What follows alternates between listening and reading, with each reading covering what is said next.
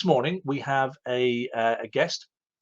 As I said to the Toolbox members, this is a guest that is no stranger to our Toolbox members, Gary Pratten. Gary has been around the Toolbox since the day it was born. In fact, he was around the Toolbox before it was born, because I used to bounce some ideas off of Gary, and in fact, he helped to recruit some of the very first Toolbox members into the Toolbox. Long story around that, and we've told it a number of different times. I'm not going to go into it in great detail now, but what I am going to do is bring Gary in, and Gary can introduce himself and let you know what it is he's going to be talking about this morning. And when he's ready, I will fade myself out into the background. Ladies and gents, I'm going to encourage you, please, if you have any questions for Gary, while we have him here and we have him live online, ask your questions. If you've got any questions for me, ask the questions. If you've got any questions about the Toolbox itself, ask the questions. There are no such thing as stupid questions. The only stupid question is the one that you go away with without the answer for. Okay, so I'm going to hand over to Gary, and then for those of you who are not yet Toolbox members, I'm going to come back in towards the end of this, work through some questions with Gary, and then I'm going to tell you a little bit about the Toolbox and give you an opportunity to come and work with us if you wish. Okay, over to you, Gary. Good morning. Good morning, guys. Yeah, so I want to discuss the difference between Google My Business and organic SEO. There seems to be a lot of confusion around it. The sort of questions that I get asked quite a lot regarding sort of keywords and ranking in Google and stuff like that. And I just want to sort of clarify the difference between the two. So can I share my screen, James? I don't know. Yeah, I can bring it up for you now. There it is. Brilliant. Okay, so I'll go straight into it. So essentially, Google My Business will only ever show on a location-based search. So in this instance here, I'm searching electrician in Rochester. Okay, so obviously we've got the Google My Business ads. We've got some ads here. We come further down, we've got the Google My Business listings. So this will only ever show, as I say, for a location-based search. So things like electrician Rochester, electrician in Rochester, you know, electrician near me, all those types of location-based searches. Okay, so it is really important optimizing your Google My Business listing for all the locations that you serve and cover. As we go further down, we come into the organic listings. Okay, so this organic stuff here, this is where your website would kick in. So where all the, you know, where you're optimizing your website for keywords and stuff like that, you would come in down here.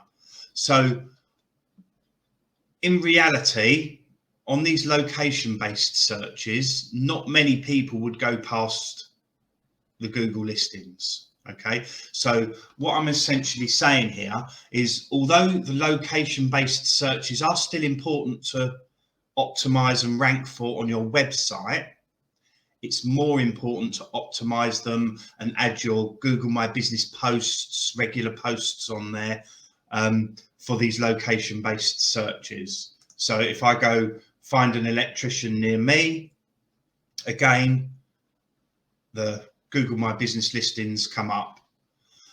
But if I was to search something like how much to upgrade a fuse box, no business listings at all, because Google understands that this is not a location-based search. So this is where your organic SEO comes into play, as in what you're doing on your website. Okay, so things like how much to upgrade a fuse box, what happens during a rewire. I've chosen these things because these are the top search terms that people search for. How to find a local electrician, and things like how much does a kitchen rewire cost. Okay, none of these Google My Business is coming up for. Okay, so as I say, Google My Business, really important. You know, you've got to optimize it, do your regular posts, but you have to remember they're only going to ever show for location-based searches. As I say, so with the longer keywords, and to be fair, a lot of people, what tends to happen is we get this thing in our mind where, right, okay, I'm an electrician in Rochester, so I've got to rank #1 for electrician in Rochester. I've got to be there, I've got to be there. And don't get me wrong, it is important, but that is time consuming. And obviously you will get there doing all the right things, but it's not the be all and end all, because there are just as many people searching for these longer tail keyword like search terms or search queries. Okay, I mean, people these day and age, you know, people speak into Google and all sorts, you know, people put massive long sentences into Google now. So it's those that you don't want to miss a trick on either. Okay, and this is where I say there are 3 important things when you're marketing online based on your website and Google My Business. So #1 is what James talks about, is your ideal customer. So again, I'm not going to go into all of that. That's what James, you know, knows way more about than I do. But, you know, knowing your ideal customer is really essential. The second is the places that you want to work in. So, you know, your towns, cities, villages, and stuff like that. And #3 is the work that you like carrying out or prefer to carry out. Okay, everything that you do online, every piece of content that you create, whether that be a video, a blog, you know, page on your website, a Google My Business post, they all should have, you should be looking at those 3 things when creating that content. So the idea, so again, going back to Google My Business, these would be location-based searches. So if you've got your Google My Business listing and you want to create a post around that, on that, you need to be looking at your ideal customer, so who you're talking to, the job that you specifically, because every piece of content that you create, whether it be a blog or a post, you need to target it to a location and a job type. So we call these services in our industry, and everyone calls them services, but ultimately they're job types. So again, we need to niche down on those. So every post that you do, you know, so for instance, don't just write a post about outside lighting. You really need to niche down on these things. So something like today, I'm going to write a post about LED decking lighting or summer house security lighting, things like that. So when you're writing your content, you write, as I say, for Google My Business specifically, you would write a post based around a location that you want to cover and a job type that you want to do, and obviously write it in a way that your ideal customer would want to see it written. Okay. And again, with the website, coming back to your website and these organic listings, so all these ones down here where you want to be ranking for the longer keywords, this is where your blogs will come in. So you write your blogs, again, it's exactly the same principle. You write your blogs around your ideal customer, pick a particular job type and a particular location for each blog. Don't try to, and again, whether it be a blog or a post, don't try to cram too many locations in or job types in. You've got to concentrate, because the problem is, I see blogs all the time or posts all the time where people have tried to put loads and loads of their locations that they cover and loads of services that they cover or job types. But the problem is bots, Google bot, Bing bot, you know, all these search engines, they look at the content and it confuses them because they don't know what they need to be ranking it for. So if you're specific in your post or your blog, what it is and where it is, it's targeting, you stand a much better chance of ranking. So again, coming back to Google My Business, you know, when you're doing your posts, it's really important. That will really help you with your ranking and getting up into this 3-pack. And again, you need to be writing about, obviously I've put kitchen rewire here. Obviously, if you don't like doing kitchen rewires, we don't write about kitchen rewires. Yeah. So yeah, and then obviously you would rank in the organic listings for those posts. Does that make sense, James? I think. Yeah, it does, Gary. I'm just sitting here thinking to myself, I and a number of the toolboxers will understand and get the value when you say and you start talking about blogs, and the value of a blog as far as SEO is concerned. My concern is that a number of people see their website stroke SEO as one thing and their blogs as something completely different, and they don't tie the two together. Now, as I said, we in the toolbox, we sort of know that, you know that inherently, that your blog is a huge part of your SEO. And I just think if you could take a couple of minutes just to discuss that aspect of it, the fact that, you know, when we talk about SEO, many people will be thinking this is all black magic stuff that's done at the back end. This is all stuff that the web developer or the web designer does behind the scenes because it's SEO, it's search engine optimization. Yeah.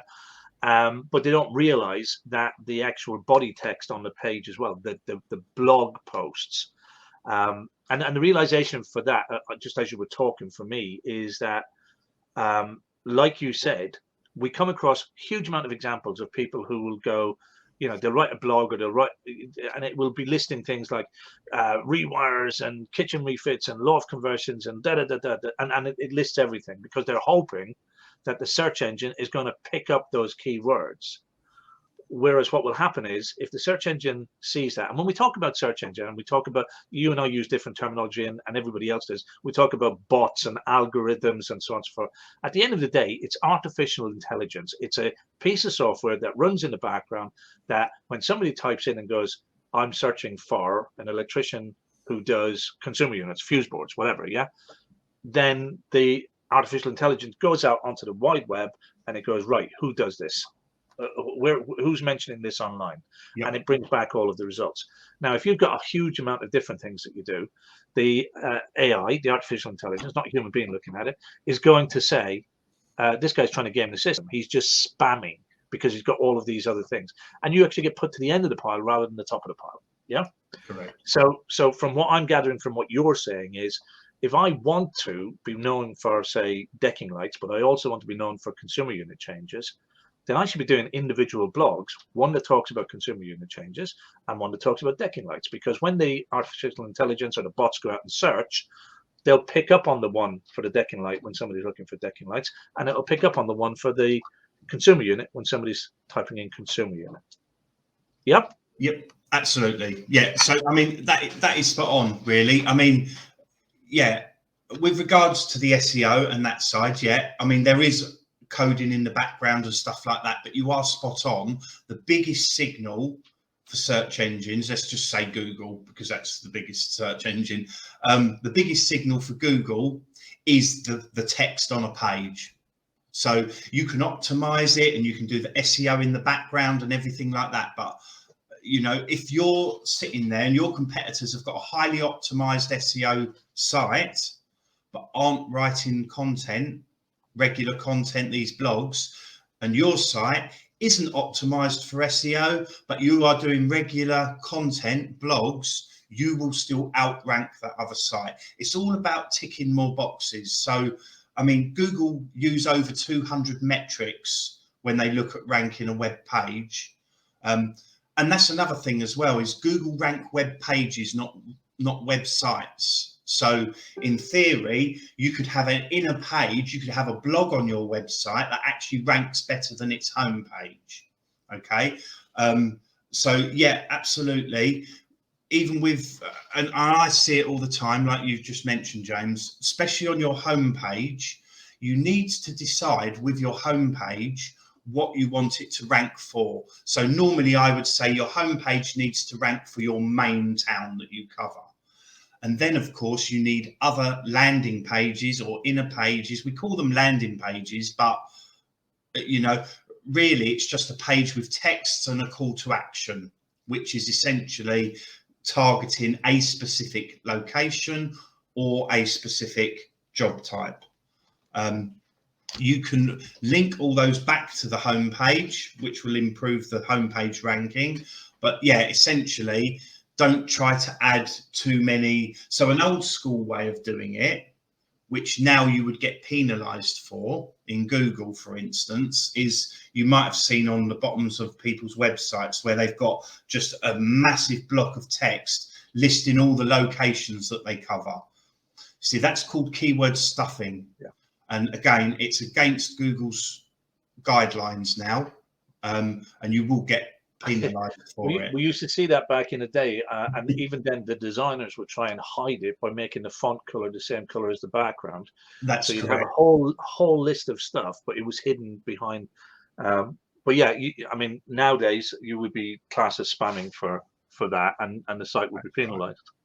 Yes, that's right. And the thing is, obviously, Google's big thing is you shouldn't do anything on your website just for them.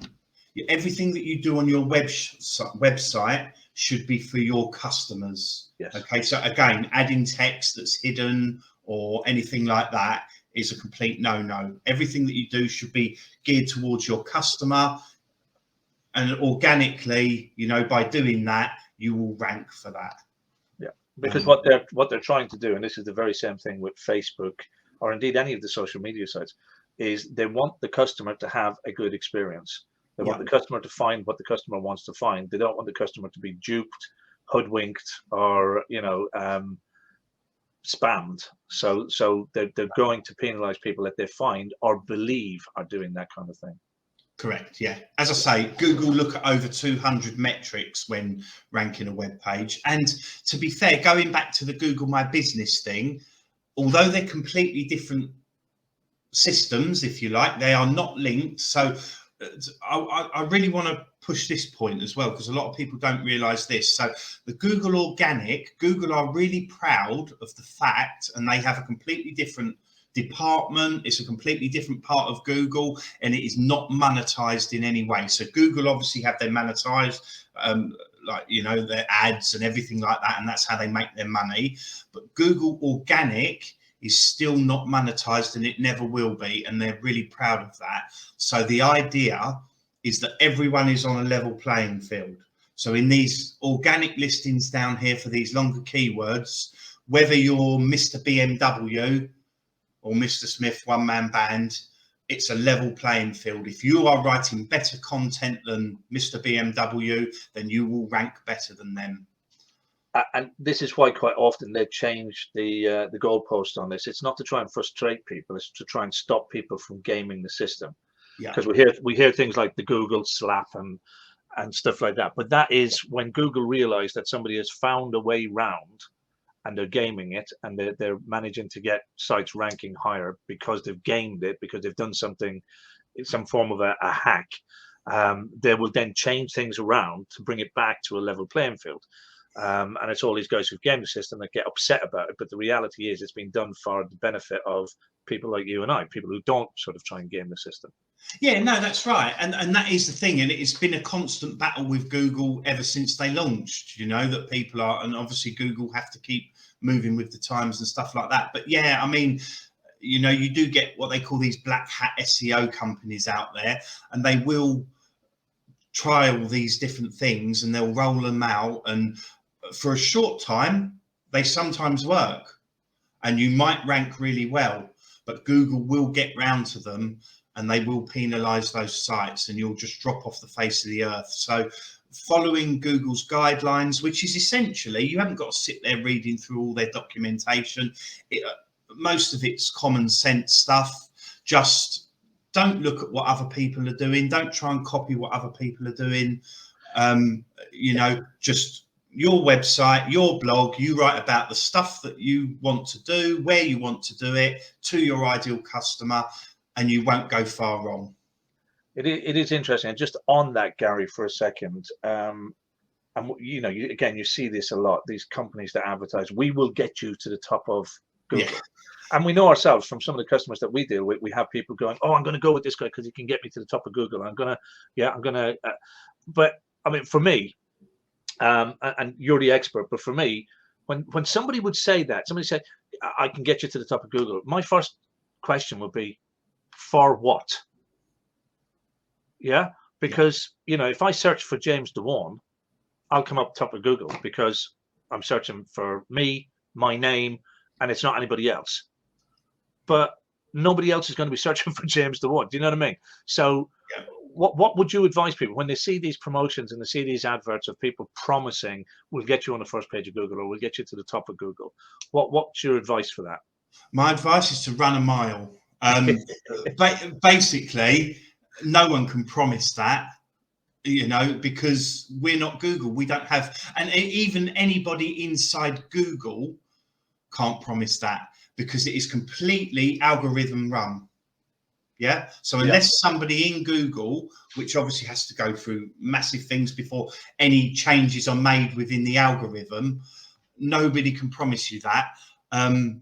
Yeah, as you rightly say, that's the first thing I ask is, yeah, what am I going to rank for? So, like you say, your name. Well, Google is our friend, and if you are Gary Pratten, you know, Google's going to understand that I'm Gary Pratten. So if someone searches my name, I'm going to come number one.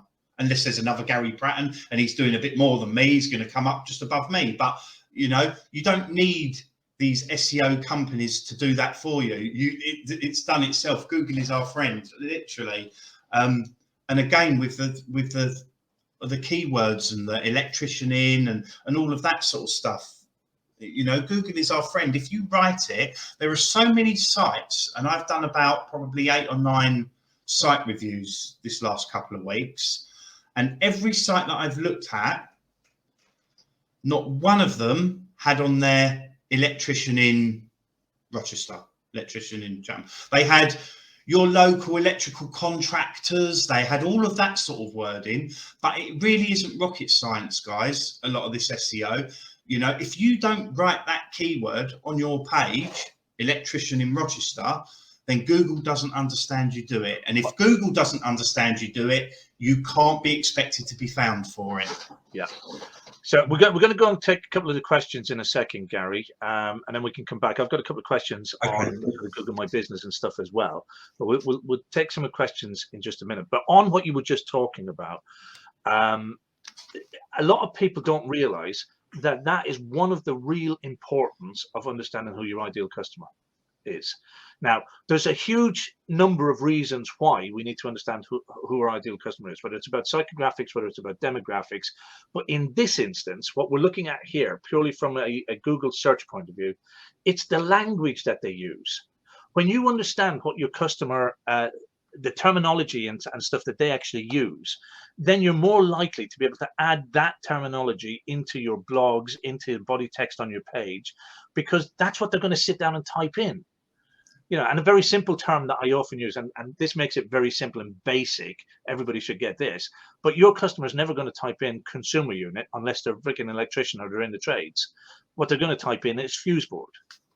But what other language does your customer use when they sit down at the keyboard and they're typing in to find a local electrician or whatever? And when you understand who your ideal customer is and you can get inside of their head, not only does it help you hugely in writing your blogs, in your psychographics, your demographics, singling out who you want to work for, all of that, but it helps you to understand the type of language that they're going to use, and that will help you to increase or get better value from your SEO. Yeah. That's spot on. Little mini rant over. Right, we're going to run through some of these questions. I think the first one I can see, guys, look, well done. Number one, there's questions coming in. Please do keep them coming in. Steve Palmer, probably slightly off topic, but let's go for it. Can the about section of the website be changed to about me or about company name, or would it be better titled as something else completely? Right. Okay. So the way that I would approach this is I would have an about me or about us as you're writing about the company. You should have another page on your site where, you know, even if you're on your own, meet the team section, something like that, where you have another one with your own profile and you talk about you personally, your hobbies, anything like that. But they are essentially two different things, about us and about me. So yeah, that's the way that I would normally approach it, would be to have, yeah. So you'd have an about the company page, and then Yeah. an about who the team are. Yeah, absolutely. Yeah. Yeah. Yeah, definitely. Excellent. Stephen Thompson, how often is enough for blogging? Is it something we should do daily, weekly, monthly? How much text and how much images? Okay, so blogging, there's no maximum or minimum. It's just, you know, blogging is essentially just another page on your website that we're targeting either your location or that job type. So the more you do, the quicker you're going to get up those rankings for all of those sorts of things that you want to rank for and get the work for. Saying that, you have to be consistent with it, and consistency is really, really big here. So, you know, you see it a lot where people get a new flash website and they're all really excited about it and they get it launched, and you know, the first month they're doing 4 blogs, then the next month they do 3, month after that, by the time they got to month 6 or month 7, they're hardly doing a blog a month at all, and that's not good for SEO. You need to be consistent and do it from the get-go. So if you feel that 2 a month is something that you can achieve, and you can do that month on month on month, then 2 a month is the ideal for you. Yeah. With regards to the text and images, you know, I wouldn't overkill the images on a blog. I think really 1 or 2 images. It depends what the blog's about and what you're writing about, but generally 1 or 2 images would be enough. I think as long as the images support what you're doing, and you're not just stuffing it because you can keyword stuff the image or label the image, but as long as it supports what it is you're actually doing. I agree. So the thing is, obviously, if you're writing a blog about, you know, summer house lighting, you know, take a picture of a job that you've put some summer house lights up for someone and use that image. One is quite sufficient. Yeah, absolutely. And with regards to the text, it needs to be as short or as long as it naturally you would write it or say it. So again, there's no minimum or maximum with a blog. It's literally how, you know, if you're writing something and it's 2 paragraphs long and you've covered everything, then that blog's 2 paragraphs. You know, if it's 20 paragraphs because that's what it took to write that blog, then it's a blog with 20 paragraphs. Yeah, hope that makes sense. Anyway. Yeah, and then we got one from Francis, and I think I don't know, might be. Let me have a stab at it, and then we'll see. So, what kind of budgets are necessary to really make an impact with local electrical business? How much do people have to spend, and for how long? For me, that's an interesting question, because I am all about, and I know what you do, Gary, and I know your business, but for me, I am all about doing what you can yourself before you involve the experts, right? That's how I always look at it, and you're well aware of that, yeah? So I know, and I believe that there's a lot that people can do themselves as far as SEO is concerned, that they don't have to pay people for. And if they do that, they save themselves a small fortune. So there's a lot on the setup of your site, on the behind the back end, and the images and the alt texts and the headings and body text and all of that you can do yourself. The issue here is, what are you capable of doing? And some people are capable of doing a lot as far as IT is concerned, and some people need every single thing done for them. And then there are other people who are capable and just can't be asked to do it. They would rather pay somebody to do it. So as far as the budgetary question is concerned, from my perspective, I think that's an individual thing. That's down to an individual. I think a better question is probably, what kind of charges do most SEO experts make for this kind of thing? And how long does it normally take an SEO expert to get you ranked? Unless I'm getting the question wrong, which the only other reason I can think of a budget for Google would be if you're doing Google ads, but that's not necessarily what we're dealing with today. We're talking about organic SEO and what can be done as far as that's concerned. Is that correct? And by the way, Francis, if I'm getting that wrong, please do correct me on that. Just type in a further bit of clarity to the question. But Gary, over to you. What's your read? Okay, yeah, so I'm going to have a stab at this. So basically, where you say an impact with a local electrical business, that again comes down to the impact that that individual wants. So when it comes to organic, then obviously, like I said earlier, the more consistent and the more content that you put out there, the quicker you'll have an impact. So obviously, the less content that you're writing, and especially if you're not consistent with it, then obviously it's going to have it's going to take longer to have an impact. To be fair, any content that you put out there is going to have an impact. This is what I'm saying. It really just depends what sort of impact you're after. If you're after just, which you should be doing, your ideal customer with the work that you like doing and where you want to do it. In my experience, and I've done this a long time now with just electrician sites, so I have quite a lot of data outside of Google that most people don't have. As I say, I manage over 200 electrician sites all over the country. So the data that I've gained over the 12 years I've been doing this is quite a lot.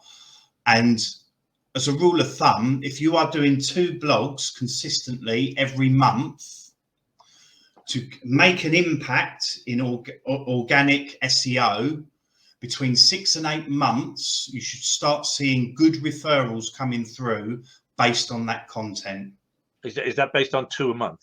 2 a month. Right. Yes. Just some further clarity, because Francis has typed in, SEO can take a long time and is a lot of work. You may not even rank because your geolocation is so competitive. So I'd have to disagree with that. Absolutely. Geolocations do make a difference where it comes, so obviously, again, I work with electricians all over the country. So, I can make an electrician rank for a specific job type or something like that relatively quickly in some places. Other places it takes longer. So, you can definitely rank for it. I don't agree that you may never rank, because that's just not how organic SEO works. If you are writing the content, you're doing it consistently, you will rank. But I think this comes back again to Francis' question in terms of budget, because I can see and I can understand that there are many electricians out there who would probably, in their mind, be giving it 6 months. And if they're not seeing results inside of the 6 months, as far as they're concerned, it doesn't work. And I understand that. And I do understand and I get that. And I think if I'm hearing you correctly, what I'm hearing is that persistence and consistency means that eventually they would rank. So then it's down to the individual to think, well, how much am I prepared to, how deep am I prepared to go in the hole to get this working for me? Yeah. Okay. And so I guess it's a difficult answer, but your response to that? This is a conversation that I have obviously with pretty much everybody that I start working with. So again, going back to sort of obviously been doing this a long time with the stats and the data that I've got, without giving exacts, because it's really hard to quantify, but if you were paying me, say, £100 a month to do your website and SEO, and you were doing the consistent regular blogs every month. Now, the way that I see this is an average across the UK. By month 6 or month 8, I would be expecting to be seeing between 6 and 12 referrals a month. So most of my customers by month 8 should normally see they're pulling in 2 to 3 grand a month from that. I've had lots of customers that say to me, it's a no-brainer, Gary. I pay you £100 a month and I'm pulling back 2 to 3 grand a month out of that. So that's, without being exact, because no one can be exact, that's the sort of rule of thumb. But it is important that you're doing that content and it's consistent. But absolutely, I mean, to go to the other end of the scale, you know, I've been working with a guy. He's a Toolbox member, you know, and I've been working with him for sort of 9 years. He now gets around 15 to 20 referrals a day through his website. Okay, so I think he's on. I think he's on this call. If he did want to sort of, if he did want to, I think if it's the right person. Not that I want to out anybody, but yeah. I believe he's on this call. If he wanted to jump in and say hello. But yes, and you know, I'm with Francis all the way. SEO is a long-term strategy, but it is worth it in the long run. And you don't need to be throwing lots and lots of money at it. I'm with you all the way here, James. You know, you could get somebody, which is what I do for a lot of people, where I will manage their website, I will optimize it. They write the content, they send it to me, they send me the blogs, or they can put it on themselves, and I make sure that everything's optimized. That can be relatively within a good budget. You're not spending hundreds and thousands of pounds. Do you know what I mean? In SEO companies promising you the earth. And you will get there. Yeah. As I say, I see this all the time. I've been doing this a long time, and it does work. And I know that from time to time we knock heads on certain things, but you understand where I come from. I understand where you come from. And my advice to people is learn enough to do enough yourself before you involve an expert.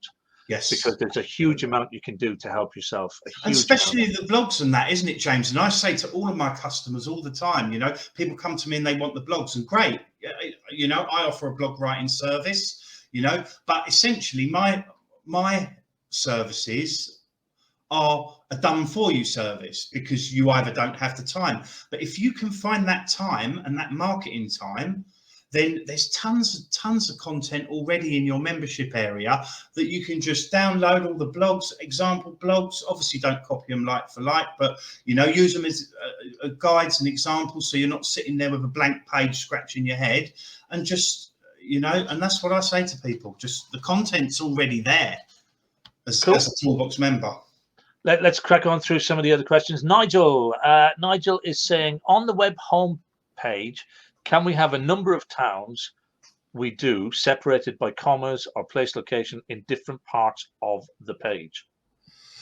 So yes, you could say this is an example of some locations that we cover, but I would link every location that you've got on there, and I wouldn't go too mad on it. I would may go 8 at the most and say example of some of the areas we cover, and I would link each location to its relevant location page on your website that's optimized for that location. And I would certainly have another page that states all the areas that you cover that also link to all those locations. So yeah, you can do that. That wouldn't be considered keyword stuffing, as long as you don't go too mad with it. And obviously if you're linking them to a relevant page, you know, it's useful. So yeah. So it's about strategizing it. Yeah. Right. David Nemeth, do you need to geotag all pictures that you upload to your website? Okay. Now, generally, no. So if you've taken a photo on a smartphone, by default, all smartphones, Big Brother here, will have what they call EXIF data, EXIF, and that is the data that is automatically saved to every image. So with regards to its latitude and its longitude, what device it was on, even right down to the megapixel of the camera that was used. If you're uploading that directly from your phone to the website without doing any manipulation, then it saves that data and you don't need to do it. Obviously, if you've used an image off the web, or you've manipulated that image, you've took it into Paint and cropped it or something, then yes, you should geotag it. And I believe some of the members use a specific geotagging website. Yeah, there is a I'm sure one of the members will type it in, but there is a website for geotagging it. I think it's also worth mentioning, Gary, that if you are altering, if you've taken a picture yourself and you alter that picture, even down to as much as going it onto your PC and cropping it and resaving it, you will lose the metadata. So you should then geotag the image. And in some devices, depending on how old your PC stroke laptop stroke Mac is, when you move the image from your phone to your PC or Mac, if you hold it in a folder in there, quite often, sometimes it will strip it from the data as well to reduce the size of the file. So, and can I expand on that actually, because this is something that I worked out a little while ago, and that in actual fact, if you move it anywhere else on your phone, it strips it. So, for instance, if you WhatsApp it to somebody, it will strip that data. The data only exists if you attach it to your website whilst it's still in your native gallery. Yeah. So if it's moved out of the native gallery at all, then it is worth going back in and geotagging it, I think, would be the simple answer to David's question. Yes. Yeah, absolutely. Yeah.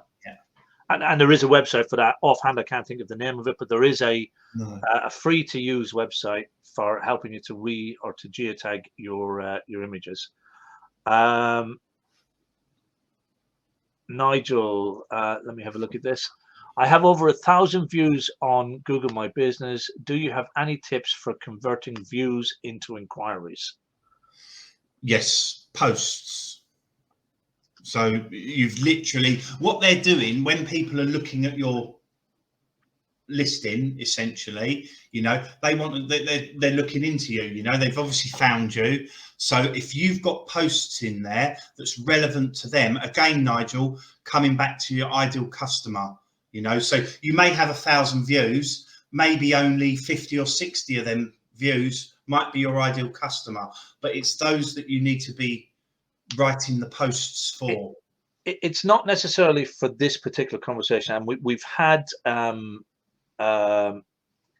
presentations about conversions, right?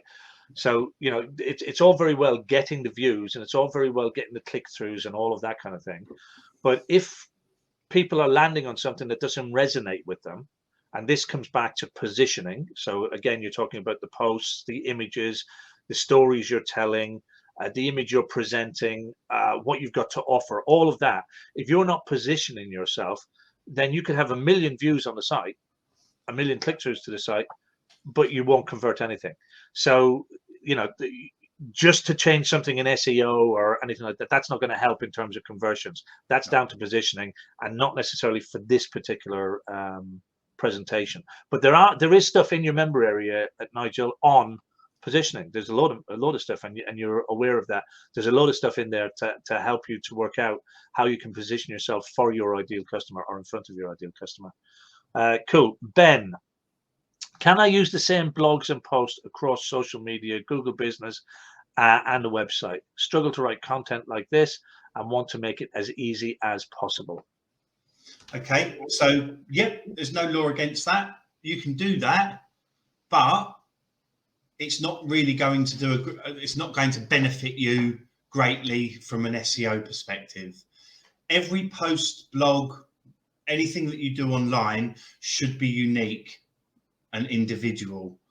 Saying that, obviously, if you're doing blogs on your website and you're going to be ranking organically for those, and then you just want to sort of share a snippet of it on your social media, then that's not an issue because you're linking back. So what I tend to do is, obviously, if you've written a blog and it's got 6 paragraphs or something, I'd take the first paragraph and use that in a Google My Business post or Facebook and do that. It's not going to have the effect that a unique post would have, but it would certainly help.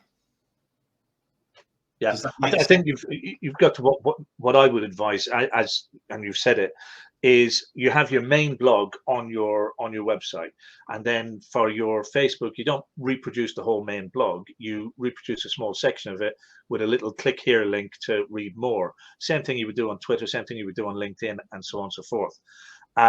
Correct me if I'm wrong again. Google will penalize you if you are reusing content that it sees as somebody else's. So in other words, if I had a blog and you came along, Gary, and you took that blog and you put it on your page, word for word, you put it on your page, then Google would look at, you know, the algorithm, the bots, the whatever you want to call it, would look at it and go, well, actually, James produced that first because he has this timestamp and this date on it. Gary's come along and copied that, so we're going to penalize Gary for doing that. He's not going to rank as high as James. However, if I, James, with my blog, then go to Facebook, to LinkedIn, to wherever, and I repost snippets of it, Google's going to say, well, it's the same author, it's the same person. Correct. It's not going to give you any more credence, but it's not going to penalize you for it. Correct. Yeah, absolutely. Yes, spot on. Yeah. Okay, cool. Hopefully that helps, guys. Please do keep, these are fantastic questions, by the way, guys. Please do keep your questions coming in. If you have any questions at all for us, please do. Francis has said, thanks, guys. That was very informative. You are more than welcome, sir. You're welcome. David Nemeth said, it's true, it works for me as well. I'm guessing, is David one of your clients? Yep. Yep. Right, Carl Firmstone, this is who I had in mind, and as he said it himself, I'm happy to put it up there. Yeah. But Carl has said, me, James, myself and Gary have worked closely and put a lot of effort and money into the site. It performs very well. So I correct me if I'm wrong, that's who you were referring to, was it? Yes, it is, yes. Yeah. Carl, thanks for that, mates. Appreciate it. David Canduff, I was told to rename, hang on a second. I was told to rename the file. Is that allowed or a massive no-no? I'm guessing this is the image files, the photographs and so on and so forth. I think based on what we said earlier, David, and Gary can correct me on this, if the file is coming directly from the phone and going straight onto the website, then the geotag will remain. Again, Gary and I lock heads on this sometimes as well. My advice would be to rename it, because I would rename it with a keyword for what you know, if you want to be a keyword found for garden lights, then I would rename the image something like garden lights in Rochester and then add the geotag to it. So I personally would rename it and do it that way. For me, I wouldn't take the risk of just taking it straight from the phone and straight onto the website, but I know some people do that, because quite often for me, they'll come off of a phone into a computer, they'll get altered in some way or another.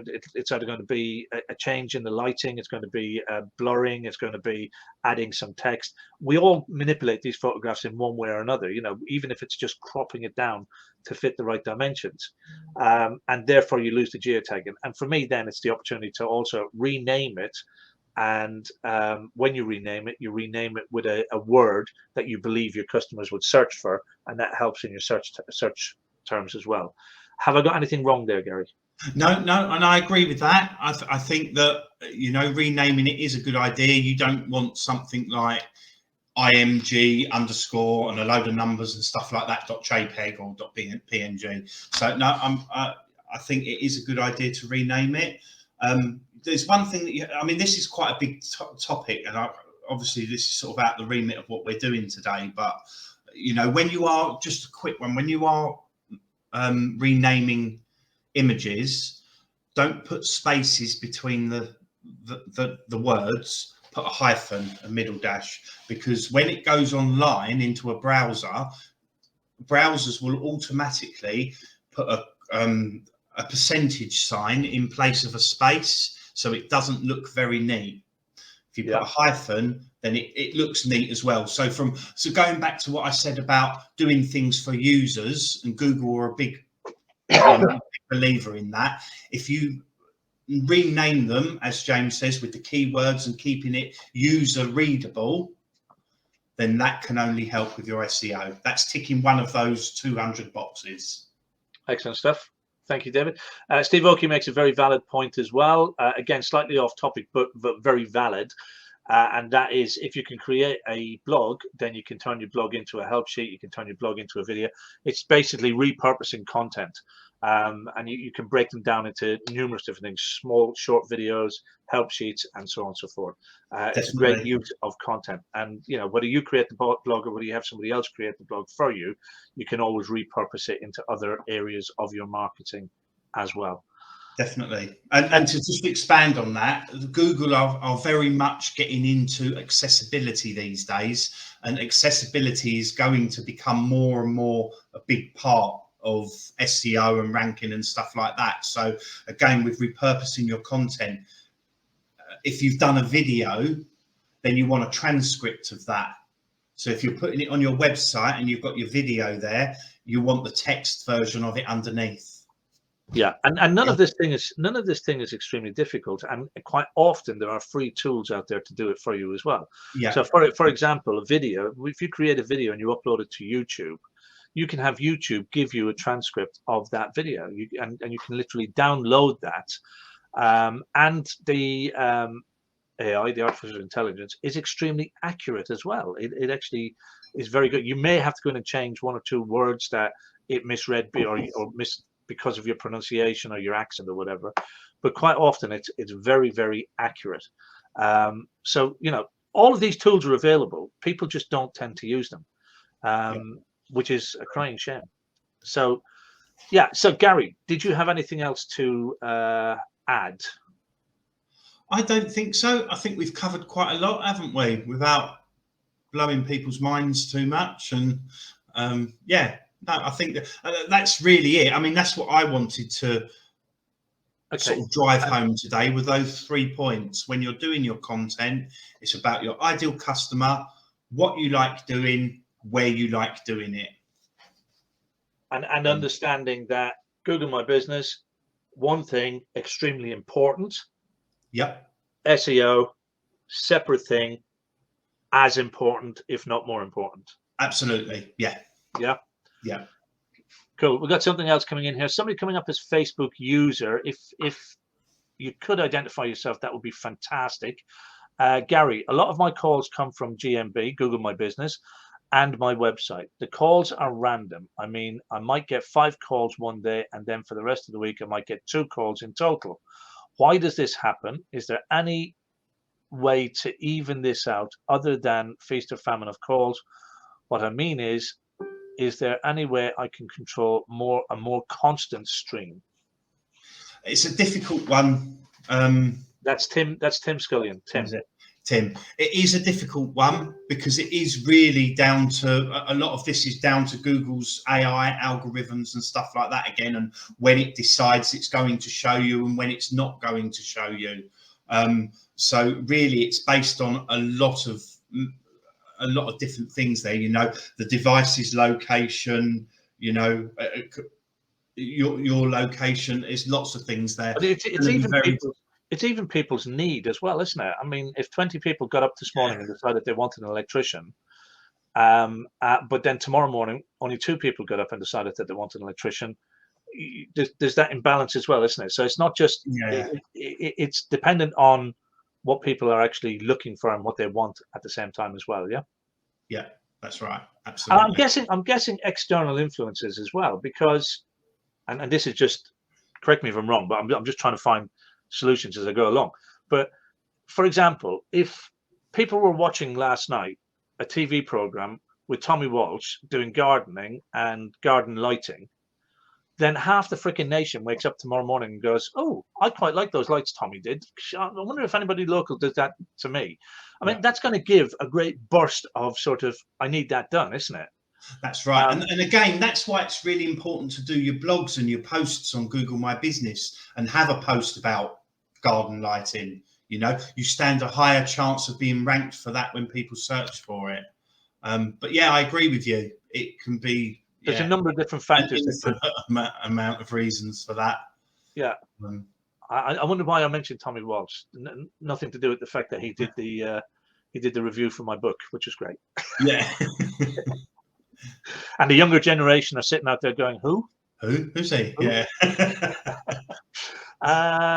George Papp wants to see the transcript using my Irish accent. Thank you, George. Does make some mistakes. It's not me that makes a mistake. It's the software. George Papp said, "Gary, great as always. Thank you."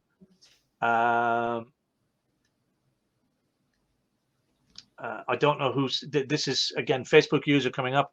Is someone else getting the calls on the day that your phone is quiet? Are Google distributing the calls to someone else randomly? I'm guessing that's less likely to happen because it is organic search. It's more likely to be what people are searching for at that time and what you're ranking for at the time, and also what other people are doing in terms of their ranking. you know, somebody in the area could have done a flurry of activity to start ranking their site higher than yours, or rank for the words higher than yours. And this again goes back to the consistency, because, you know, Yeah. I'm almost guaranteeing 24 people on here. I'm almost guaranteeing at least one of you have done this before, where you've gone, oh shit, yeah. You probably even do it after this call today, right? You'll go, oh shit, yeah, I should really look at my ranking on my site, and I should really start doing some work. And you go out and you'll do a flurry of activity, and you'll tag all your images, and you'll do your blogs, and you'll do all of that, and you got a flurry of activity for the next 3 days, and suddenly you're starting to rank a little bit, and then work starts coming in, and you start drifting off, right? And that happens. And that, you know, the issue is, as Gary was trying to say, it's the ones who are consistent that will consistently rank. That doesn't mean that a flurry of activity every now and again is going to knock you off the top. It can happen, but that's just from a flurry of activity, which will eventually die off again. All you've got to do is keep being consistent. Hopefully that makes sense. Yeah. Ben Saunders, question. Guys, I'm loving this morning. Keep these questions coming in. We're happy to stick around as long as you're asking questions. Does having opening hours affect when people can see or call me? I think yes on Google My Business, no as far as organic search is concerned. But correct me if I'm wrong, Gary. Yeah, no, that's absolutely correct. Yeah. Yeah. If you set your opening hours, you know, on a Monday or 8 till 5, then, you know, within those hours, you will rank higher than. So again, there's lots of metrics involved. So if I was standing outside your house, Ben, and I searched for an electrician, then I would expect to see you #1 in Google My Business, whether you were open or closed. Okay. But if I was further away and you was in that top 3, say maybe #2 or #3, but you were closed, you wouldn't show. If you were open, you possibly would show. Does that make sense? So there's no definitive, but yes, the opening hours do make a difference to whether you will show or not. And this is more about Google wanting to enhance the user experience. Exactly. So if I'm searching for a dog groomer and it's 4 o'clock in the afternoon, and there are 2 dog groomers in the area, and one is closed and one is open, well, Google wants me to see the one that's open, because that's what I'm looking for. Yeah. Yeah. It doesn't know that I want to do it tomorrow morning. It knows that I'm looking for a dog groomer now. Yeah, absolutely. Yeah. Yeah. Okay, cool. Rob Derry. Hi, Rob. My Google My Business page has 427 views this month, which has converted around 7 calls. What can I do to make the conversions higher? How can I tell what I'm doing wrong, or what changes to implement? I think we answered this sort of earlier in a question. If you're getting the views, that's great. But what's on the page? What are they seeing? You know, 427 people went to your page, and whatever was going on your page, it resonated with 7 of those people. 7 of those people thought you were the right person to do business with, and 420 odd people didn't. Now that doesn't cast any kind of aspersions on you at all. Some of those people may have just been bouncing around the web, possibly, but some of them may have been looking for specifics as far as an electrician is concerned. So let's say, for example, and I'm just throwing this out. It could be completely wrong as far as what they were looking for, but let's say 200 of those people were looking for somebody to change a consumer unit. They're looking for somebody to change a fuse board, and they land on your page and it says absolutely nothing about fuse board. Well, then they're not interested. They're not going to engage with it, because they want somebody who's doing fuse boards. Yeah. Maybe they were looking for pat testers. So this is where the positioning element comes into it. You get the eyes on the page, that's great. But now what is it you want to be found for? And the truth of it is, if 200 of those landed there and they were looking for pat testing, but you don't do pat testing, then you don't want them to call you. You don't want conversions that cost you money for no reason. Okay. So what you've got to do is make sure your page is showing, describing, appealing to, #1, the type of people that you want, and #2, the type of work that you want, and #3, of course, the area you actually want to operate in. And with Google My Business, that's less so important, because it is a local a local search, so they'll know by searching locally that that's what you do. But this is why, you know, what Gary and I talk and do in some senses similar, in some senses different. Gary can look at the mechanics behind how you get eyes on the page, but then what is it you need to be doing to convert those views into business? And that is all down to positioning. So I think that the thing is, Rob, you need to look carefully at, number one, who's your ideal customer? Number two, what do you want them searching you for? You know, what is going to appeal to them? And for all we know, 427 views, fantastic.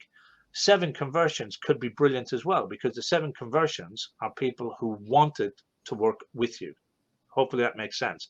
So, you know, if you had 1 million views, would that have equated into more conversions, because more people of the type that you want are actually viewing it as well? I hope that sort of makes sense. But the bottom line is, look at what you're saying on your page. Is what you're saying on your page what you want to be known for, and is it going to attract the right kind of people? And that goes down to the posts that you put on, the images that you put on, and so on and so forth. And also, you know, I don't know how long your page is there. Are you active on the page? Because some people will look and they'll go, oh shit, no activity on here for the last 10 years. Great page, but no activity on here for the last, whatever, few months, few years. So maybe he's not, you know, he's too busy, or he's not available for work, or he stopped doing it, or whatever the case may be. So number of different factors. As I said, Gary will help with the mechanics and stuff, marketing and stuff, my remit, and in somewhere it crosses over. Hopefully that makes sense. Anything to add to that? Yeah, I think I will just add something to that, if you don't mind. Yeah, so essentially, because we're talking about GMB here, and basically with GMB, again, it's a location-based search. So in its very nature, you're going to have more views than referrals or anything that's converted, because the very nature is, when someone's searching for electrician in Rochester, it's a broad term. So it's a good thing to be ranking for, but it's also, you can't niche to your ideal customer for that search term, because it is what it is, and that's what someone's searching for. So like James says, by trying to convert more of those would be to be putting the posts on there that cover what it is that you want to do. Obviously, if someone doesn't call you because you haven't written a post about it, then it's because you don't want to do it anyway, so you haven't wasted no one's wasted anyone's time. Obviously, with the Google organic SEO, that's different totally. You're targeting what you want to do, where you want to do it.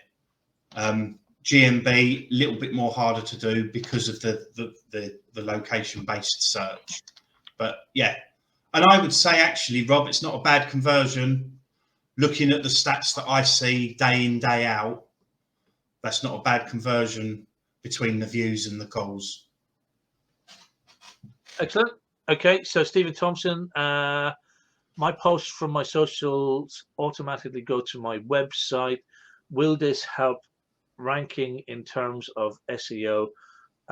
Would it class as a blog? I'm guessing this is like an RSS feed, or a zap, or something like that, that's sending social stuff straight onto his website. Yeah, that's right. Yeah, that's it, Stephen. And the thing is, everything helps. You know, it's not going to have each one of these ones that go on there, like James says, it's like a micro blog. It's a bit like a Twitter. You know, it's just really short snippets. It's not going to have the effect of what a full-blown post or blog would have. But yes, you know, you're nibbling at the SEO, and it's all making a difference. So yeah, I hope that makes sense. Yeah, and Nigel is just clarifying the fact that the views only show that you've been shown, not necessarily that you've been clicked. Now, absolutely, and this is where again it comes down to conversions, Nigel, because with the Google My Business, which is now classed as what they call a 3-pack, used to be a 7-pack, and then it went to a 5-pack, and now it's a 3-pack with the Google My Business, which basically means if somebody local is searching for an electrician and you'll come up as one of the 3. You may very well have come up as the 3rd one, and the punter may have clicked on the top one. So, you know, it's about helping yourself in terms of getting up to that number 1 slot as well, where possible. but also then making the page appealing so when they actually do go on it. But yeah, well spotted, and And lots of absolutely. other things come into play there as well, like when people are scrolling on their phone, whether you're in 1, 2, or 3, dependent on where their scroll finishes and where their eye lands. Do you know what I mean? All those sorts of things come into play. Yep. Not sure what this question is from Mihai. Any idea why Google is stopping my present on searching? Need some clarity on that. Yeah. I think not 100% sure what the question is there. Google wouldn't be stopping anything. Any idea why Google is stopping my present? No, sorry, mate. No. Need some clarity on that. George Papp, views can be from irrelevant searches sometimes. Yeah, absolutely. I rank for people who are looking into Middle Earth stuff because the company name is Tolkien inspired. Yeah, I mean that's always the case, that there are going to be a number of, and all you can do is try and mitigate that as much as possible. Steve Palmer, when you're listing names of places on GMB or websites, should they follow an @ or a hashtag, or just write as usual? Yeah, so you don't need to hash them or at them. I mean, you would only hash them or at them on social media. On your website, it would just be plain text. Yeah, So, and the only reason you do it on social media is because it is recognized as a search term on social media. It just helps you to search things. Jack Clargo's just joined. Jack, you're going to be watching on the replay. By the way, if you are watching this on replay, please do hashtag replay and let us know that you have. Guys, if you've had any penny drop moments during the course of this also, please do hashtag penny drop and let us know what that particular penny drop was. I think we're going to let Gary go now. Questions have sort of more or less come to an end. And okay. what I want to do is very quickly talk to those of you who are not Toolbox members, and let you know a little bit about the Toolbox and give you an opportunity to come and work with us if you want. Hopefully this morning has given you some kind of insight into what's available inside of the Toolbox. We have a number of experts on various different areas, like Gary on SEO, but we have a number of experts inside the Toolbox on a number of different areas, everything from the accountant, LinkedIn, Gary on SEO, systemizing businesses, HR specialists, and so on and so forth. And each of them are willing to give their time and energy to do what Gary does here, and that is provide the members with information and education. So I'm going to talk to you guys. Gary, thank you very much for this morning. Welcome. Members and non-members alike, please let's give Gary a big round of applause as we let him go. And the way we do that in the Toolbox is we smash that like button, the thumbs up button, and the heart button as rapidly as you can, just like so. So let's say thanks very much, Gary. Appreciate your time this morning, and I will catch up with you later. Yep. Catch you later, guys. Yeah. Excellent stuff. Well done, Gary. Thank you. Cheers. So for the remainder of you, just while the last couple of minutes, just want to talk to you a little bit about the Toolbox for those of you who are non-members. Let me just add that one in there. There we go. So Toolbox, what is it and what's it all about? Community of electricians that are determined to grow their business, and while doing so, they're also helping other electricians to do exactly the same thing.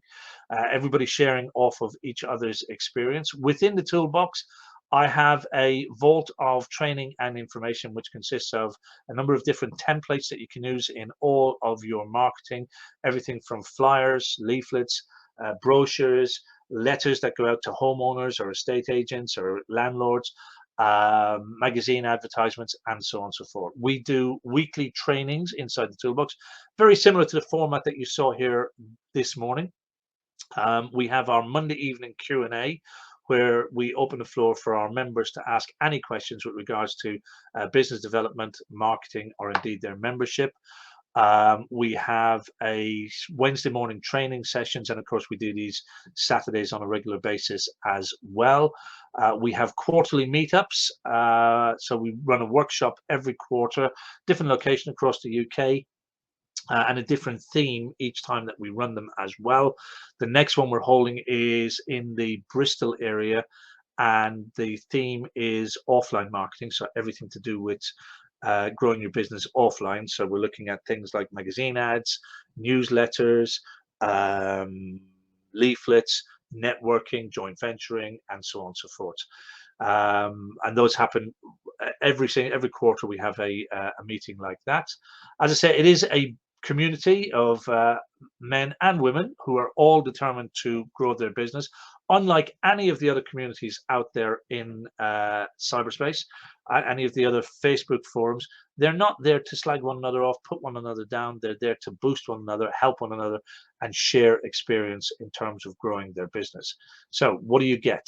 As a ToolBox member, you get access to the training site. That training site has well over 400 training videos covering all aspects of marketing and business development. You get access to a private members only Facebook group, online member seminars regularly, and we have the weekly Q&As and the Wednesday morning trainings as well. Training updates, all of the training is kept up to date. As you can imagine, many aspects of marketing change from time to time. How YouTube operates, how Facebook operates, how LinkedIn operates, and so on and so forth. So these are updated to keep you guys up to date with the latest information. Get lots of downloads, like I mentioned, lots of material that you can use in your own business that you can just copy and paste. You get 24/7 email support. That doesn't mean if you email me at 3 o'clock in the morning, I'm going to answer. It means you can email me at 3 o'clock in the morning, and as soon as I get available, I will answer. So email 24/7 email support. Weekly live trainings I mentioned, weekly Q&A I've mentioned, marketing critique. So we will look at your marketing before you go public with it and critique it for you to help you get the best out of your marketing as it goes out. So help you to avoid making mistakes, basically. We provide you with a free website and hosting on your own domain. So you saw Gary did deliver the presentation today. Gary builds out a website for our members as well. Free access to ToolBox Live workshops. So I've mentioned the quarterly workshops. Fixed price for life of the membership. So what you pay today is what you pay ongoing. If the price and when the price goes up, your fee is not increased, and it is postcode area locked. What that means is not that you're restricted to a postcode. You're not restricted in any way, shape, or form.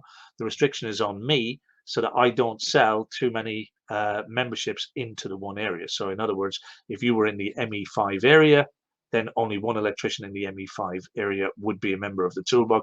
We would not sell 3 or 4 memberships to ME5. Hopefully that makes sense. But you are not restricted in any way. The restriction is completely on me. If it is something you are interested in, then if you act today, the subscription is £97 per month. That's inclusive of VAT. The link you need is jada1.com/monthly. With the ToolBox, with the offer today, what you will get is access to the membership, all the stuff that we've talked about inside the training portal, the member area, all of that. You'll get all of that. You'll also get a copy of Mastering Word of Mouth, a mini course, which is a course that teaches you how to maximize how word of mouth works for you. Everybody says word of mouth is great, but nobody actually has a strategy for using it. Everybody uses the words. Oh yeah, I'll use word of mouth for to get my business, but nobody actually maximizes or knows how to strategize using word of mouth. This training course solves that problem for you. Creating Cash with Leaflets, another mini course which teaches you our leaflet domination campaign. You'll also get a 1-hour coaching session with me. We did it online, face to face, as you like it. That is everything, I think, included with the offer. There you go. So with that also comes a 100% money back guarantee. What do we mean by that? Well, if you try it for a month and at the end of the 30 days you say, James, I've tried it, it's not for me, then I will happily refund your £97. So you've got nothing to lose. You get an opportunity to come in, have a look around, see what it's all about. There is no lock-in. Let me just explain. You don't get locked in. It's not like a 12-month contract. It's not a 24-month contract. Nothing like that. You come in, try it for a month. If you like it, you then pay month on month after that. If you like it, you stay. If you decide you don't like it, you decide you don't like it, or you've had enough, or you've learned enough, or your business has grown enough, then that's fine. So hopefully that makes sense. As I said, it's 100% money back guarantee, absolutely no risk to you. nothing to lose. All you're doing is banking 97 quid for a month while you see if you like it. My guess is you will like it. You will get a lot from it. We have members in here that have been here for 7+ years. You don't stick around that long in an organization like this unless you are getting value from it. Do your due diligence. If you need to talk to some of the other members, I'm sure that they will share their experience with you. If you're interested, we would love to have you on board. I'd love to be working with you to help you to grow your business, and particularly during what is going to be the belt tightening time that everybody's going through at the moment. The more you market, the more business you will bring in, the more secure your business will be. Now is the time to be upping your marketing. Now is the time to be growing your business, not to be shrinking back. So hopefully we'd like to see some of you. Hopefully you will make the decision to come and join us. As I said, we are a great community of electricians, male and female, and we do have a social side to what we do. We have a charitable side to what we do as well. Many of the members will know that we support a number of different charities over the course of the year, and we have some social get-togethers as well. So with that said, that's your invitation. Come and join us if you like. If you've got any questions about anything that we've covered this morning, including the conversation about the membership, then please do jump in and ask those questions now. Jack, what has Jack said? Gary Pratten, with his wizard skills, has me at the top of Google for my location. Well done, mate. And James DeWan is a great guy who definitely knows his stuff. Thank you, Jack. Appreciate it. The group is genuine and full of people wanting the same. I was on the toolbox fence for so long, and when I finally took the plunge, I wish I had did it sooner. If you're on the fence for the toolbox, message me. Well, there's an open invitation from Jack, and I'm sure other members would be happy to explain how they have benefited from toolbox membership as well. With that said, guys, I am going to bid you farewell. I'm going to play you out with a video from another member. Thank you very much for your time and your attention this morning. And we look forward to talking to you again very soon. Take it easy, guys. Bye.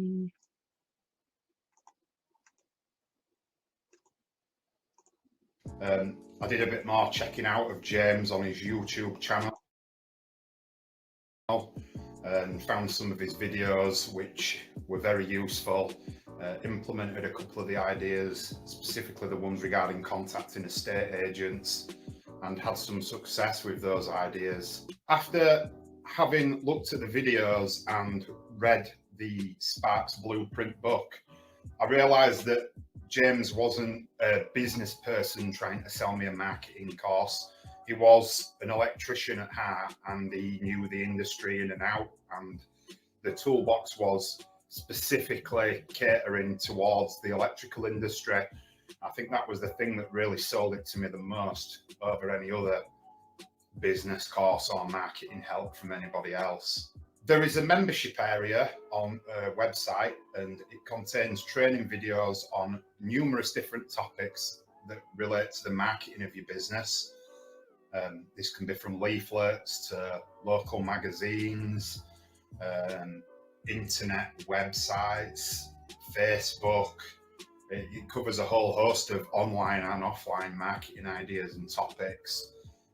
There's also a very helpful Facebook group where a number of the members post messages and help and support each other. I found this very helpful and useful because a lot of the other online, especially Facebook forums for electricians, I found were very judgmental when people were asking questions like this, especially with regards to marketing. The main topic seemed to be that if you were good enough, then you wouldn't have to look for work. And as I'm sure we all know, that it's not quite as simple as that. Personally, for me, some of the offline marketing ideas were very useful, both the magazine adverts and the leaflets. I had tried a magazine advert in one of the little local on your doorstep books before and had got one job out of it after being in for 6 months. So obviously that was really a bit of a waste of money. Having looked through the toolbox and looked at the way that James explains how you should lay out an advert and where you should place it in the magazine, there was obviously a lot more to it than I initially thought. Having implemented these ideas, it went from you know, getting me one job to I now get multiple jobs, you know, on average 10 jobs a month out of each book. So they're easily more than making the money and plenty more profit as well. Similar with leaflets, I had tried a small number of leaflets in my local area. Again, not using the toolbox methods prior to joining the toolbox, and had very little success with it. I seem to remember I got 1 or 2 calls out of handing out a few thousand of them.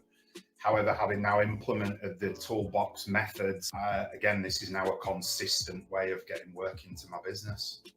Since joining the toolbox, I now feel that I'm a lot less reliant on, well, luck, basically, in order to just get work in. Now I feel like I have a solid strategy that I can implement, which provides me with a steady stream of new inquiries. And it's also really helped me to keep in touch and teach me some ideas to keep in touch with my existing customers, which has fostered more word of mouth. And this has really helped me to grow my business to a point where I am now very profitable compared to what I was. I've upped my minimum charge by at least 50% since joining the toolbox, and I've had nothing but success with it.